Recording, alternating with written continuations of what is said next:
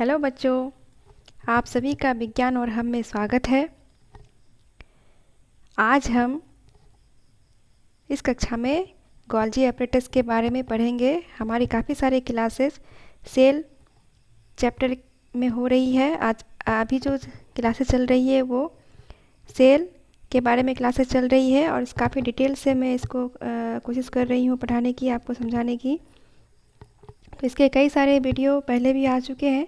अगर आप इसको अच्छे से समझना चाहते हैं सिलसिलेवार ढंग से, तो इसके पहले वाले जितने सारे वीडियो हैं सेल के वो देख लीजिए। अभी आगे भी कई सारे वीडियो इसके आएंगे। मैं कोशिश करूँगी कि हर एक पॉइंट को अच्छे से इस चैप्टर को कवर कर लूँ। तो इसलिए आप सभी वीडियो ध्यानपूर्वक देखिएगा, सुनिएगा और समझने की कोशिश कीजिएगा। तो आइए आज चलते हैं हम सेल ऑर्गेनेल्स के बारे में पढ़ते हैं। गोल्जी apparatus या गोल्जी बॉडी या गोल्जी कॉम्प्लेक्स या उसको हिंदी में बोलते हैं गोल्जी उपकरण। आज हम इस टॉपिक के बारे में पढ़ते हैं। और इससे पहले राइबोसोम, एंडोप्लाज्मिक रेटिकुलम के बारे में हम पढ़ चुके हैं। यह हमारा तीसरा सेल ऑर्गेनेल्स है गोल्जी apparatus।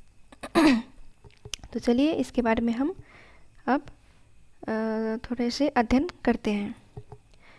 तो गोल्जी कॉम्प्लेक्स का जो खोज किया था वो क्या था, कैमिलो गोल्जी नाम के एक वैज्ञानिक ने 1898 में। ये कब किया था उन्होंने एक 1898 में उन्होंने उल्लू की तंत्रिका कोशिकाओं का अध्ययन कर रहे थे। उस टाइम वो उल्लू के तंत्रिका कोशिकाओं का अध्ययन कर रहे थे। उसी दौरान संयोगवश गोल्जी apparatus का खोज हो गया और इस खोज के लिए उनको क्या मिला है, नोबेल पुरस्कार भी मिला है। क्या मिला है उनको नोबेल पुरस्कार भी मिला है। गोल्जी उपकरण लगभग सभी यूकेरियोटिक कोशिकाओं में पाए जाते हैं, मतलब सभी यूकेरियोटिक कोशिकाओं में पाए जाते हैं। लेकिन गोल्जी उपकरण जो है ये सभी यूकेरियोटिक कोशिकाओं में पाए जाते हैं, लेकिन प्रोकैरियोटिक सेल में यह नहीं पाए जाते हैं। उसके साथ साथ स्तनधारी के लाल रुधिर कणिकाओं में भी यह कोशिका ये सेल ऑर्गेनेल्स नहीं पाए जाते हैं।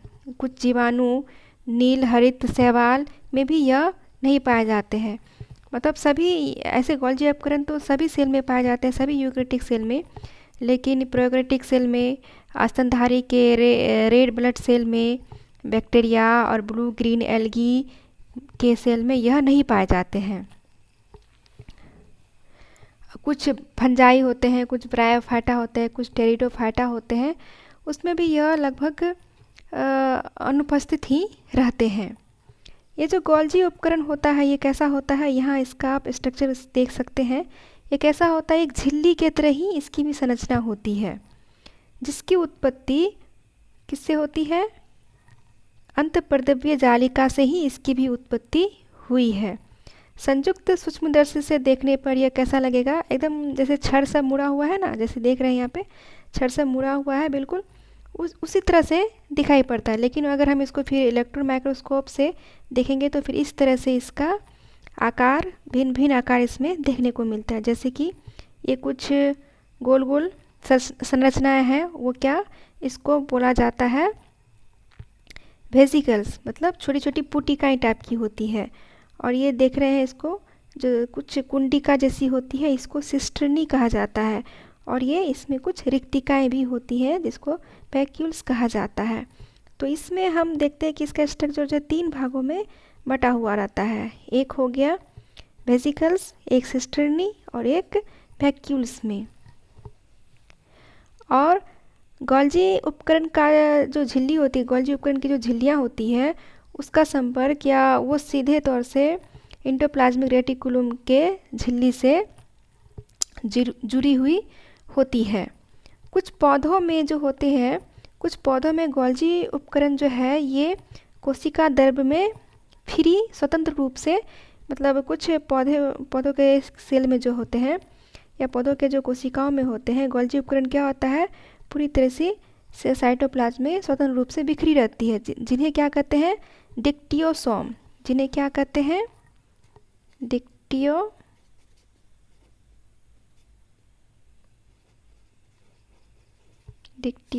कहते हैं।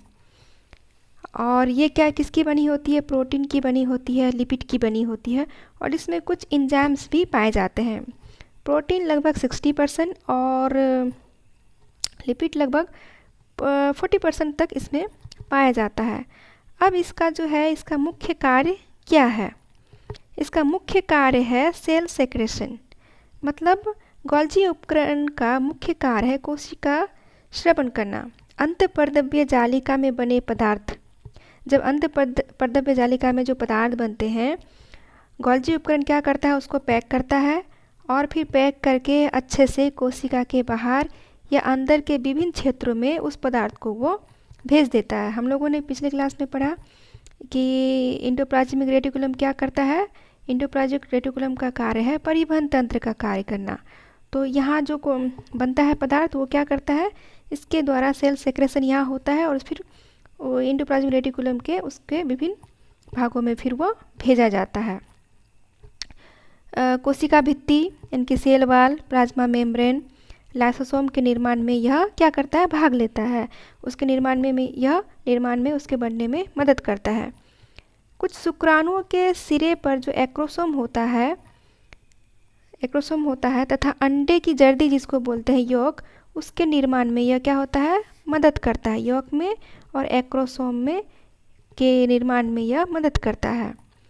और कुछ परिस्थितियों में सामान्य शक्कर से जटिल शक्कर के निर्माण में भी यह मदद करता है। प्लांट सेल में क्या करता है, यह डिक्टियोसोम क्या करता है, प्रोटीन तथा अन्य पदार्थों को अस्थायी रूप से संग्रहित रखने का कार्य करता है। मतलब प्लांट में गोल्जी उपकरण क्या करता है, डिक्टियोसोम क्या करता है, प्रोटीन होता है तथा और जो अन्य पदार्थ जो उसमें जमा होते हैं उसको क्या करता है, स्टोर करके उसमें रखता है। तो इसका मुख्य कार्य है, क्या है इसका मुख्य कार्य, कोशिका का सेल सेक्रेशन करना, यानी कि उसके संश्लेषित एंडोप्लाज्मिक रेटिकुलम से संश्लेषित पदार्थों का संचयन, उसका रूपांतरण तथा पैक करके कोशिका के बाहर और अंदर विभिन्न क्षेत्रों में उसको भेजना ही गोल्जी उपकरण का मुख्य कार्य है। आज के इस क्लास में हमने जाना कि गोल्जी apparatus की खोज किसने की और फिर किस प्रकार इसकी खोज हुई और इसके क्या क्या कार्य और यह किस में पाया जाता है और इसके क्या क्या फंक्शन है। तो आज हम लोगों ने इस टॉपिक के बारे में पढ़ाई की। अब अगले क्लास में हम माइटोकॉन्ड्रिया के बारे में पढ़ेंगे कि माइटोकॉन्ड्रिया किसे कहते हैं, उसके स्ट्रक्चर के बारे में हम डिटेल से फिर पढ़ाई करेंगे। तब तक के लिए धन्यवाद।